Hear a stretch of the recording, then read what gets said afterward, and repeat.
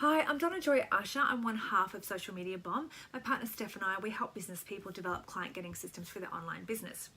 Now, today I want to talk to you about something that Steph and I have actually been struggling about recently, which is called imposter syndrome. Okay, so imposter syndrome is when you might be just starting out in your business, or you might have set a new goal for yourself within your business, but all of a sudden you start to feel like an imposter, like an pretender, like someone who isn't capable of doing what you want to do.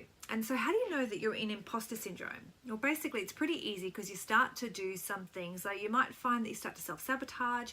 You might find that you wake up in the morning and all of a sudden the joy that you felt in your business is gone, that you're dragging your feet to get in front of your computer, and that you've got a voice in your head telling you that you can't do it, that you're not worthy, things like that.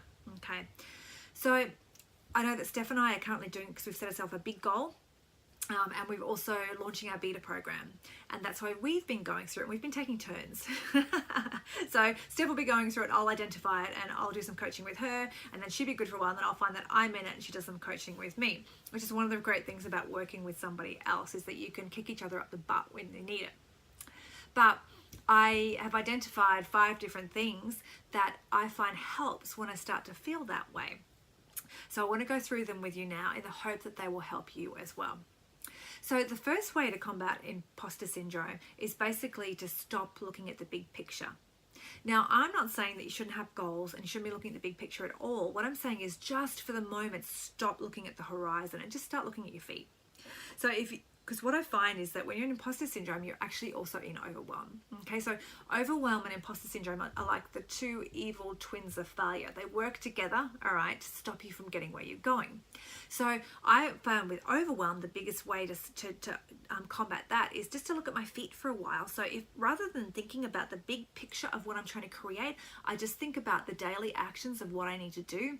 You know, do I need to write an email? Do I need to be on social media? What do I need to be doing today? If I just concentrate on those actions and don't give them any meaning, don't give them any purpose to the big picture, then I can keep going. And then what tends to happen is that you sort of break through that overwhelm, that imposter syndrome, because you realize that you can do it and you keep doing it and you are doing it, and then it tends to dissipate and go away. Now, if that doesn't work, the second way to overcome imposter syndrome is just to ignore the voice in your head. Now, I know that that sounds a little bit crazy, that I've got a voice in my head, but we all have it. You know what I'm talking about. If you get imposter syndrome, it's that voice that is telling you, what are you doing? You're crazy. Who are you to think that you can make this work? You're never going to get there. You know that voice, that little chatter that goes on sometimes in the back of your head? That's coming up with your imposter syndrome, okay? It's telling you that you can't be the person that you want to be, which is totally untrue. Okay, so just ignore it. Because all it is your primitive brain. So I'm not telling you, when I say ignore it, I don't mean just ignore it. I want you to acknowledge it, but to realize that what it is, it's your primitive brain. Your primitive brain is there to protect you from certain death. So once upon a time, when we lived in caves and there were predators and dinosaurs and scary stuff out there, our primitive brain kept us alive by stopping us from trying anything new. We're doing anything crazy or dangerous, okay? So it would protect us by just keeping us in the cave. So your primitive brain, once it keeps you in the cave where it's nice and dark and safe, and where things can't find you, okay? And unfortunately, discomfort is what we put ourselves into when we put ourselves out there. From change is something that sets the primitive brain off, and it wants to get back out of that discomfort because it sees it as danger. So it's your primitive brain that sets off and starts like saying these things to you to try and get you to get back in the cave, okay? Now, unfortunately, nothing good ever happened in the cave either. I mean, nothing bad happened, but nothing good happened either. So you need to get out of the cave. You need to acknowledge your primitive brain, understand what it's there for, thank it for doing its job, but tell it it's not needed at the moment, and to tell it that, you know what, where you're going is going to be crazy, so much better than the cave, and it's okay, you're going to take it with you. Okay, the third way to overcome imposter syndrome is just to imagine Tony Robbins naked. Now, I don't mean naked, no clothes naked. I mean business naked, okay? So once upon a time, Tony Robbins was just a nobody like we are, okay? He was just starting out in the business. He had a dream. He had a goal. He had a crazy burning desire to help people. But he was just starting out. Once upon a time, Tony Robbins hadn't even helped one person. He hadn't even had a client, okay? So if you remember that, then, and you think about where he's come to now, not that, we can have to set our goals as big as Tony Robbins, but if we realize that he's accomplished what he's accomplished coming from where we are now, then we can see that it's possible. Okay, so he wasn't born a fully fledged, amazing, successful entrepreneur who was changing people's lives. He was born just a baby who had to learn what he had to learn. He had to learn to walk, he had to learn to talk, and then he had to learn to do everything else that he did to become Tony Robbins. And so we are on that same pathway, we are on that same journey. We're just further back, okay? So if you remember that even Tony Robbins started from here, then that's going to help you overcome your imposter syndrome, okay? Because we forget that those gurus that are out there started from nowhere, and they didn't just spring, ta-da, here I am. I mean, wouldn't that be amazing if we could just jump out of the wardrobe and hey, we're successful? But unfortunately, it doesn't happen like that. We've actually got to do the hard work. We've got to work through that discomfort to get to there. We've got to help people along the way, okay? So just remember that about Tony Robbins, and then that's going to help you feel a little bit better about your own journey. Now, the fourth thing to help you with your imposter syndrome is just to be totally honest about where you are. Don't be a pretender. Okay, if you start being a pretender, you start being one of those online marketers that's pretending they're earning 7 figures when they're not even earning 7 cents, then yeah, you're going to be an imposter. You're going to be in imposter syndrome. You deserve to be there, okay? So be totally honest about what you want to do, where you're going, and where you're at right now. So for instance, Steph and I are the first to admit that we've helped a couple of clients, and while we've been banging around the online marketing space for ages, learning what we wanted to, what we needed to learn, I've been creating myself, my author brand for years. We've both been in network marketing, affiliate marketing, online marketing. We've been doing courses. I mean, we've spent over 6 figures. We sat down and worked out one day, it's crazy, over 6 figures between us on courses and online mentors.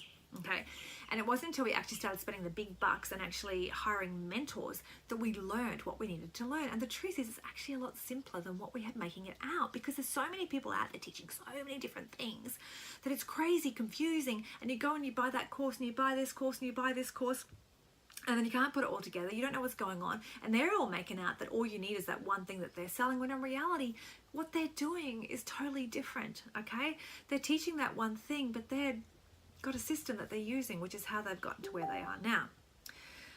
I just went totally off track. I'm so sorry. I just get so frustrated when people are just making out that all you need is their one thing. Okay, it's not. But the actual system, Steph and I call it the machine, because there are a few things that need to go together to work together synergistically, but it's a lot simpler than what you would think. Yes, you can grow it and make it more complex, but when you're first starting out, you actually don't need it to be that big. So the point is, be totally honest about where you are at. The people that are waiting for you to help them don't care that you haven't helped 10,000 people. All they care about is the fact that you can help them. Okay? If you can take them from point A to point B, if you can take them from the pain that they've been in to being out of pain, that's all that's important. That's all they care about. But if you don't get out there, if you don't put yourself out there online on social media and show up as the person that could help them, then you can't ever help them, and they're going to still be in pain. So just remember that. Be totally honest about where you're at. Be totally honest about where you're going to, but also be totally honest about the fact that you can help them, and you will get there. You will start to get clients, and then you will start to feel successful, and then you will start to be the person that you need to be and want to be to get to where you're going. Now, if those 4 things haven't helped, if they haven't got you past your imposter syndrome, then you've got some more mind work that you need to do, okay? Because you've got something going on up in here that is blocking you. All right, and what that thing that is blocking you is some thought that is driving the emotion of the imposter syndrome. So it was, totally mind-blowing to me. I was listening to a podcast called The Life Coach School with Brooke Steer. Absolutely amazing. Get on there, listening to it. But she teaches a model, and it's, as she said, she didn't invent it. It's just the way the world works. But she put it into a format that makes it easy to understand what's going on in our head, okay? And we can actually do mind work. So what is actually happening is when you're feeling this emotion of we call it cognitive dissonance, where you've kind of maybe pushed your goal too far, your primitive brain's really unhappy, it's trying to get you to get back in the cave, and you're all kind of icky inside. Because sometimes I feel like I'm trying to clawing away at the inside of my brain, and the imposter syndrome is kicking in, and the overwhelm is kicking in. And what is happening is that I have some thought that is causing this emotion. So this emotion doesn't just spring out of nowhere. It doesn't happen. It actually comes from a thought, which makes sense, right? That it's something that's causing the emotion. So what you need to identify is what thought is it that's causing this imposter syndrome, this emotion that you can't let go of. And then once you've identified what that thought is, you can ask yourself some hard questions about that thought, and you can get rid of that thought because it's not serving you and it's not true, okay? So you may think it's a true thought, but when you analyze it, when you ask hard questions about that thought, you will find out that it's not actually a true thought at all, and you can replace it with something else which is going to serve you better and take you in a better direction. So here's some questions to ask yourself. What thought is going on that is making me feel like I'm an imposter? Do I really believe this is true? Do I really believe it? Okay, so your first gut reaction might be, well, yes, but when you think about it, really nut it down, take some time to think about this, okay? We don't take enough time to think about ourselves or about our businesses. We're always too busy to think. But the reality is that if we just took some time to think, then we would be a lot more productive in a lot less time, okay? Keith J. Cunningham wrote this great book called The Road Less Stupid. Get it? It's all about thinking within your business, okay? But this is about thinking about us and doing some mind work and thinking about what's going on in our head so we can unravel it and we can become more productive and we can have thoughts that are giving us emotions that are actually serving us and are actually helping us, okay? So, do I really believe this is true? How true does it feel to me? What would it ideally look like for me without feeling this imposter syndrome? So how would it feel to not have this imposter syndrome? What thought would I be having to not be feeling imposter syndrome? How would my daily actions change if I didn't feel like an imposter? And how would those daily actions affect my business? Because even though if you can't get rid of the thought in your head that's blocking you, okay, even if you do what I said initially, and if you just stare at your feet and you're walking, what's going to happen, right? Even if you're not thinking big picture, if you are stuck with this untrue thought that's blocking you, you're going to self-sabotage. So you may have one good day of steps, and then the next day you're going to totally self-sabotage. You're going to find yourself just totally undoing stuff that you've done, and then you just went, oh, that didn't work, and you'll go over here and try this and try this and try this, and oh, none of it works, all right? But in reality, it's just you self-sabotaging, okay? Because you've got some thought that's blocking you. And if you think about, what it would feel like to not have that thought, and then how would my daily actions change it, you'll be able to see patterns of, well, okay, if I just sat down every day and did my daily actions, then my business is going to get ahead. You can also ask yourself questions like, would it make me feel like I was a person capable of doing what I want to do? Okay, so you know what you want to do, but if you don't feel capable of that yet, think about if you were just doing these daily actions and if you didn't have this untrue thought, would you feel like you were capable of doing them? And you'll find that the answer is yes, okay? The other question to ask yourself is the knowledge that I have capable of changing even one person's life for the better? Because if it is, you owe it to that one person to get the hell over this imposter syndrome, to get yourself over whatever the hell is going on in your brain, to get out there to help them. And then ask yourself, how would it make me feel to help that somebody? I mean, how amazing would that make you feel to help that somebody?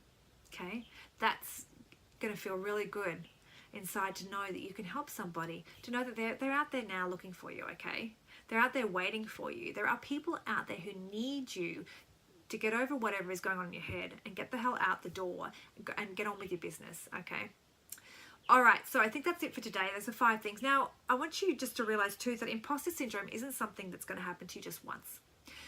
As you continue to grow within your business and as you set new goals and boundaries, it will keep raising its little ugly head because, as I said, it's part of something called cognitive dissonance, and it's the primitive brain. And the primitive brain ain't going away, okay? But if you can realize what it is as soon as it raises up, do what you need to do to get over it so you can keep going, then instead of having months where you're backtracking or where you're stagnating and things like that, you might just have a day or 2 or a week. Okay, and then you can keep going. So just remember, it's not going to happen just once. It will keep coming. It is a normal part of growth within a business, all right? When you start to feel discomfort, you start to do all sorts of things, and imposter syndrome, overwhelm, cognitive dissonance kick in. Okay, that's it for me today. If you liked this video, if you're on YouTube, just don't forget to subscribe to our channel so you can see what I've got for you next week. If not, if you're on Facebook, comment below. I'd love to hear what thoughts you have about this. And if you've got any other ways that you've found to overcome imposter syndrome, love to hear about it too. Okay, hope you guys have a wonderful, productive week.